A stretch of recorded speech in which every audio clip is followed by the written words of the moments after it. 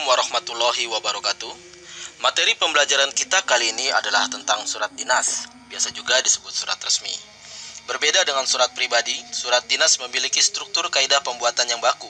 Surat dinas digunakan dalam kegiatan surat menyurat di perkantoran, baik pemerintahan maupun swasta, di sekolah-sekolah dan di organisasi-organisasi.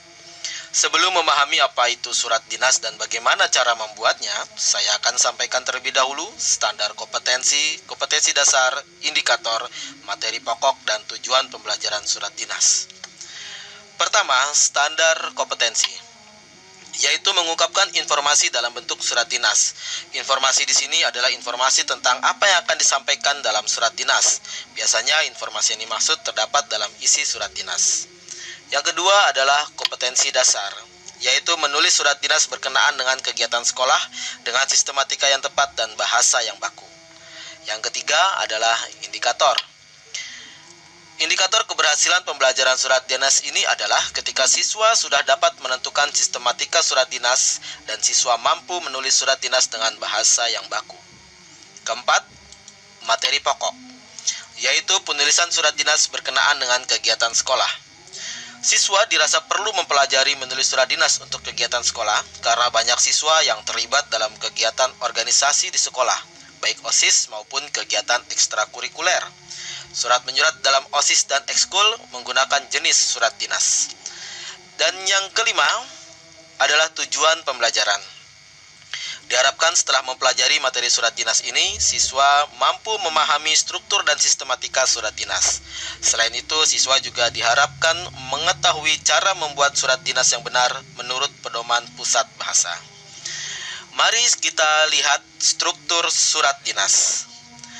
Pada umumnya, surat dinas berbentuk seperti gambar ini. Surat dinas terbagi atas 4 bagian. Bagian A disebut kepala surat, bagian B disebut bagian pembuka. Pada bagian ini terdapat tanggal, nomor, lampiran dan hal, kemudian alamat dan salam pembuka. Bagian C disebut bagian isi. Pada bagian ini maksudlah dari surat dinas disampaikan. Kemudian bagian D terakhir adalah bagian penutup. Di bagian penutup terdiri atas salam penutup, tanda tangan, nama lengkap, jabatan, dan tembusan terakhir. Mari kita bahas satu persatu bagian-bagian surat dinas tersebut. Yang pertama adalah kepala surat. Kepala surat atau yang biasa disebut kop surat merupakan alamat surat untuk mengetahui siapa pengirim surat tersebut. Dalam kop surat yang lengkap tercantum semua hal yang dapat digunakan oleh orang lain untuk mengonfirmasi surat tersebut. Dalam kop surat tercantum nama instansi, kemudian alamat lengkap,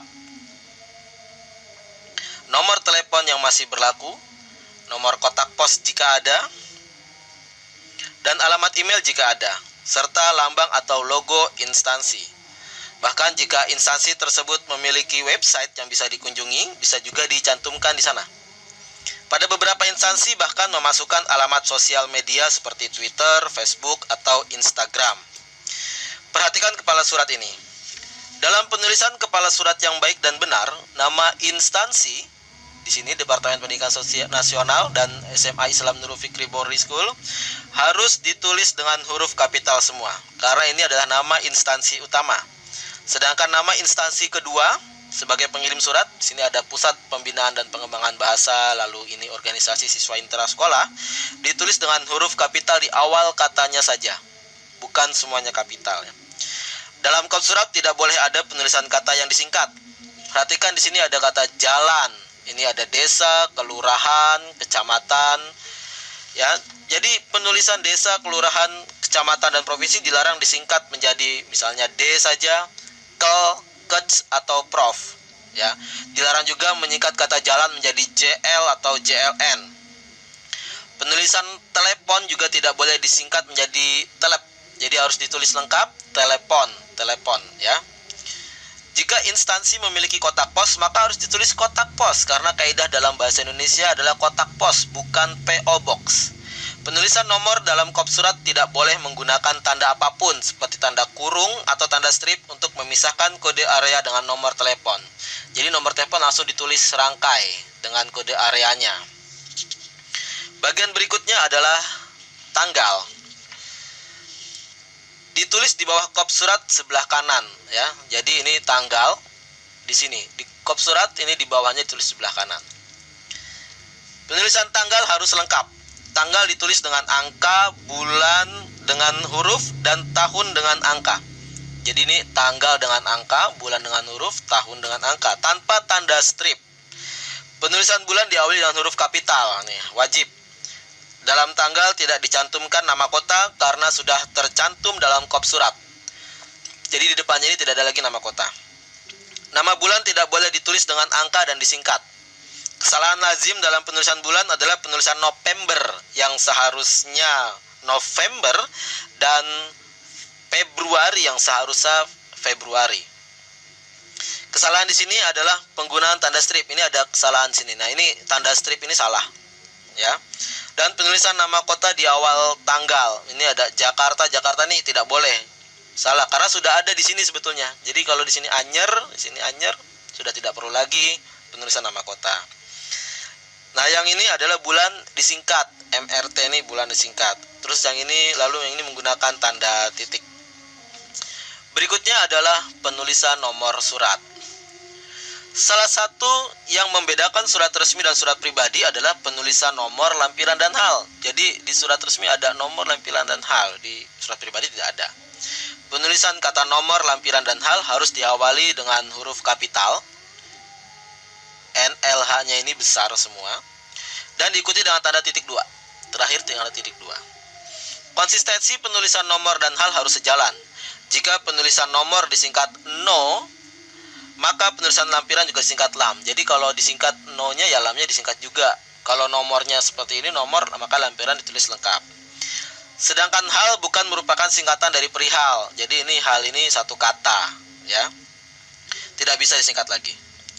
Penulisan nomor diawali dengan nomor urut surat itu dikeluarkan oleh instansi tersebut. Jadi ini nomor urut. Nomor urut surat yang keberapa nih yang dikeluarkan, lalu diikuti dengan kode surat. Kode surat diikuti oleh nama instansi yang penulisannya hanya perlu disingkat sebagai suatu penanda. Di sini ada. Kemudian angka Romawi yang menunjukkan bulan surat tersebut dibuat 9. Diakhiri dengan tahun surat dibuat. Tahun. Dan tidak diakhiri dengan tanda apapun seperti titik atau koma. Lihat ini, jadi tidak ada tanda apapun di sini, tidak ada titik, tidak ada koma. Antara tiap kode hanya bisa dibatasi dengan garis miring, tanda hubung, atau tanda titik. Jadi menurut pusat bahasa hanya 3 tanda ini saja yang bisa digunakan, ya, yang lainnya tidak boleh. Kode surat bergantung pada aturan yang disepakati oleh lembaga tersebut. Setiap instansi bisa jadi berbeda aturan. Misalnya di instansi A kode undangan adalah U, sedangkan di instansi B kode undangan adalah UND, UN, dan itu diperbolehkan. Jadi ini contohnya. Setiap instansi intinya memiliki kesepakatan sendiri di antara mereka, mempunyai aturan tertentu sehingga kodenya ini hanya berlaku selingkung satu instansi saja. Kita lihat penulisan nomor ini. Kesalahannya yaitu diakhiri dengan tanda garis bawah. Ini tidak boleh tanda apapun. Dan lampiran ini salah karena menuliskan angka. Jadi ada 1, seharusnya seperti ini, 2 lembar. Jadi tidak boleh ada angka di sini, nggak ada tanda kurung, dalam tanda kurung.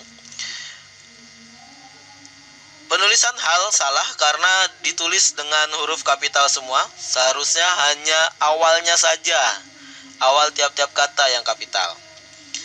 Sedangkan penulisan yang ini, hal yang ini terlalu panjang, ya. Hal permohonan tenaga pengajar untuk memberikan kuliah pada kursus penyegaran ujian dinas tingkat 3 Departemen A. Wah, ini terlalu panjang ini. Sebaiknya ini nanti ada di isi, dan halnya adalah permohonan tenaga pengajar. Nah, hanya seperti itu saja. Baik, kita buka slide selanjutnya, yaitu cara penulisan alamat yang dituju. Penulisan alamat diletakkan di bagian bawah nomor lampiran dan hal. Jadi penulisan alamat, ini adanya di bawah nomor. Ini ada nomor lampiran hal. Ini alamat ditulis di bawah sini, ya. Tidak diawali dengan kata kepada. Jadi penulisan alamat ini yang betul. Tidak diawali dengan kata kepada, tidak perlu. Dilanjutkan dengan penulisan YTH. Jadi yang pertama adalah YTH, yang artinya yang terhormat. Perhatikan penulisan nama harus sesuai dengan kebiasaan orang tersebut. Jika namanya di sini Susilo Jayadi, maka tidak boleh ditulis menjadi U oleh si pengirim surat ya, atau ini J saja. Karena ini Bapak Susilo Jayadi memang namanya yang terdata adalah seperti ini. Semua penulisan di bagian alamat hanya huruf depannya saja yang kapital. Jadi ini di bagian alamat nih semuanya hanya huruf depannya saja yang kapital, bukan kapital semua ya. Tidak diakhiri dengan tanda baca apapun. Setelah Jakarta Timur ini tidak ada tanda baca apapun. Penulisan kata bapak atau ibu harus ditulis penuh, tidak boleh disingkat. Jadi ini ditulisnya harus bapak, tidak boleh BPK ya. Ibu juga tidak boleh I gitu, ibu I. Nah, tapi khusus untuk kata saudara ini malah harus disingkat SDR. Jadi tidak ditulis di sini Saudara Susilo Jayadi, tidak, tapi ditulisnya SDR Susilo Jayadi. Jika sebelum nama terdapat gelar akademik atau pangkat, maka tidak ditambahkan kata sapaan. Jadi di sini yang terhormat Letnan Adi Maryadi ini tidak dikasih tanda nama bapak lagi. Jadi bukan begini tulisnya, yang terhormat Bapak Letnan Adi Maryadi, tapi karena sini sudah ada pangkat, maka ditulisnya seperti ini. Jika yang dituju nama jabatan, maka kata sapaan tidak dipakai. Ini contohnya. Jadi ini nama jabatan langsung. Yang terhormat Kepala SDN 2 Rawamangun. Jadi tidak pakai Ibu Kepala atau Bapak Kepala SDN 2 Rawamangun. Jadi ini karena nama jabatan. Penulisan di seperti ini, huruf kecil karena ini kata hubung ya. Baik, itu tadi tentang penulisan alamat. Berikutnya adalah salam. Salam terbagi atas dua bagian, yaitu salam pembuka dan salam penutup. Penulisan salam mengikuti kaidah sebagai berikut. Diawali dengan huruf besar pada kata pertama dan kata berikutnya huruf kecil. Jadi gini, salam sejahtera. Saudara Budiman yang terhormat, ini B-nya karena huruf nama ya. Ibu Haryati yang terhormat. Jadi hanya awalnya saja dengan hormat. Ya, lalu diakhiri dengan tanda koma. Jadi setiap habis salam pakai koma. Salam dengan hormat dan hormat kami, ini hormat kami dengan hormat itu lazim digunakan oleh banyak surat dinas. Walaupun kita juga bisa menggunakan salam khusus seperti Assalamualaikum, kemudian salam pramuka, salam sejahtera, ada juga merdeka mungkin dan sebagainya. Beralih ke isi surat dinas. Isi surat terbagi atas 3 bagian. Ya, ini jadi di isi surat sini ada 3 bagian. Yaitu yang pertama adalah bagian pembuka, kedua paragraf isi, ya, paragraf pembuka, paragraf isi, dan paragraf penutup. Paragraf pembuka biasanya berisi pemberitahuan, pertanyaan, pernyataan, atau permintaan, bergantung pada isi surat. Dalam paragraf isi, jadi ini paragraf pembuka seperti ini. Kami ingin memberitahukan kepada saudara bahwa, nah ini pernyataan ya. Salah satu kegiatan proyek penelitian adalah meneliti sastra lisan Sunda. Sehubungan dengan itu, ini adalah pernyataan. Ini contoh-contoh paragraf pembuka. Jadi paragraf pembuka ini untuk mengarah kepada isi. Seperti nomor 5, pertanyaan saudara yang tertera pada surat saudara nomor sekian-sekian akan kami jawab sebagai berikut. Nah, ini paragraf pembuka. Kemudian adalah paragraf isi. Dalam paragraf isi tercantum hal-hal yang ingin disampaikan kepada penerima surat. Dalam surat dinas, isi harus singkat, lugas, dan jelas. Perhatikan penulisan hari, tanggal, pukul, dan tempat ini. Hari, tanggal, pukul, dan tempat. Ini harus ditulis dengan huruf kecil. Ya. Tidak boleh ditulis jam di sini. Ini harus ditulis pukul. Dan penulisan tanggal dan hari harus sesuai dengan kaidah bahasa. Jadi sama seperti yang di atas. Dia harus angka, huruf, dan angka. Berikutnya adalah paragraf penutup. Paragraf penutup ini merupakan kesimpulan isi surat. Paragraf ini mengandung harapan penulis surat atau ucapan terima kasih pengirim. Penulisan kata sapaan harus lengkap, tidak boleh disingkat. Ya, jadi harus lengkap. Atas perhatian Bapak, atas perhatian dan kerjasama yang baik dari saudara, ibu, ya, saudara. Jadi tidak boleh seperti ini nih. Atas perhatian bapak diucapkan terima kasih, ini tidak boleh seperti ini. Kesalahannya terdapat di sini adalah penggunaan kata acuannya. Ini ada kesalahan. Demikian atas perhatian dan kerjasamanya. Nah, ini nggak boleh. Atas perhatiannya. Jadi yang betul adalah atas perhatian bapak atau atas perhatian ibu. Nah, seperti itu. Tidak boleh menggunakan frasa demikian harap maklum. Ini harap dihindari kata-kata ini. Penggunaan kalimat hiperbola seperti dihaturkan beribu-ribu terima kasih di sini, ini juga dilarang ya. Termasuk kalimat mohon maaf yang sebesar-besarnya, itu tidak. Nah, ini contoh paragraf penutup yang benar. Kemudian di bagian penutup. Pada bagian penutup surat yang pertama adalah tanda tangan. Tanda tangan diperlukan sebagai keabsahan surat dinas. Bentuknya seperti ini. Nama jabatan di atas. Ini bentuknya, nama jabatan di atas. Lalu tanda tangan. Baru kemudian tertulis nama penanda tangan. Ya, nama penanda tangan. Jika ada nib, ditulis di bawah nama. Penulisan nama tidak ditulis kapital semua. Jadi nama tidak kapital semua, tapi ditulis hanya huruf depannya saja, awalnya saja. Tidak juga diberi tanda kurung. Ini jadi nggak dikurungin namanya. Tidak digaris bawahi dan tidak diakhiri tanda titik. Ya, contohnya seperti ini. Ini tanda titik karena untuk gelar ya, punyanya gelar. Peletakan tanda tangan mengikuti aturan seperti ini. Jadi yang paling tinggi itu adanya di sebelah kanan surat. Ya, ini kan ketua pramuka, mungkin siswa, kemudian ini pembina pramuka, guru ya, lebih tinggi guru daripada siswa, maka yang lebih tinggi adanya di sebelah kanan surat. Atau kalau kita membaca surat adanya di sebelah kiri kita ya.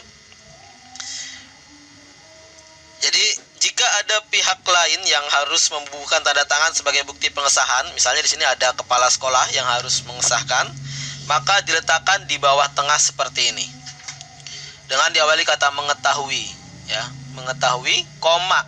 Nah, ini diikuti dengan koma. Jadi penanda tangan adalah para pengambil kebijakan. Ada dua istilah sekretaris kalau nanti bisa dilihat di sebuah surat ya. Jika sekretaris di sini adalah berarti wakil ketua, maka dia ikut tanda tangan. Nah, berarti misalnya di sini sekretaris jenderal partai A, di sini presiden partai A, ini boleh sekretarisnya karena dia wakil. Tapi kalau sekretarisnya itu hanya seorang staff ya, notulen, pencatat jadwal, maka walaupun ia yang menulis surat, tetap dia tidak tanda tangan. Bentuk lain dari penulisan tanda tangan bisa seperti ini. Nah, jadi namanya ada di bawah, kemudian diikuti dengan jabatannya. Ini bisa seperti ini, dari pusat bahasa diperbolehkan. Kemudian bagian penutup surat yang kedua adalah tembusan. Tembusan hanya ada jika surat memerlukan tembusan untuk beberapa instansi yang terkait sebagai pemberitahuan. Kaidah penulisan tembusan adalah sebagai berikut. Kata tembusan diulis dengan huruf kapital. Ya. Diawali dengan huruf kapital. Tidak boleh seperti ini, tidak boleh kapital semua. Diletakkan di sebelah kiri pada kaki surat. Jadi tembusan tuh letaknya di sini. Nah, ini di bawah nih tembusan nih.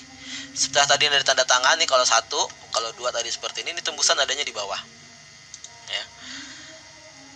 Lurus dengan bagian nomor lampiran dan hal. Oh ya, ini lurus. Jadi dia satu lurus ini.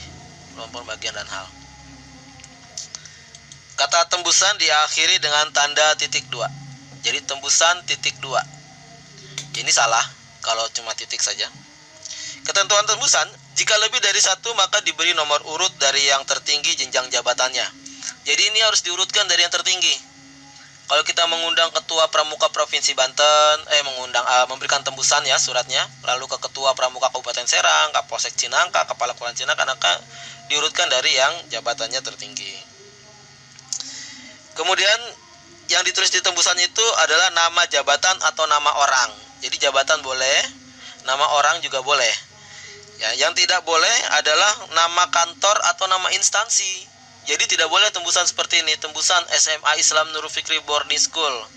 Jadi tidak boleh nama kantor, harus nama jabatannya. Misalnya di sini kepala SMA Islam Nurul Fikri Boarding School, itu boleh. Tidak perlu menggunakan kata kepada yang terhormat. Jadi tembusan 1 kepada yang terhormat Bapak Kepala, ini tidak perlu ya. Kemudian kita sering melihat ada tulisan arsip di tembusan. Ini juga tidak perlu dicantumkan. Mengapa? Karena semua surat dinas itu memang wajib diarsipkan. Jadi tidak perlu lagi ditulis arsip. Baik, begitulah sedikit tadi pembelajaran tentang surat dinas. Semoga yang kita pelajari hari ini dapat bermanfaat untuk kita dalam membuat surat dinas. Terima kasih dari saya, Hari Untung Maulana. Assalamualaikum warahmatullahi wabarakatuh.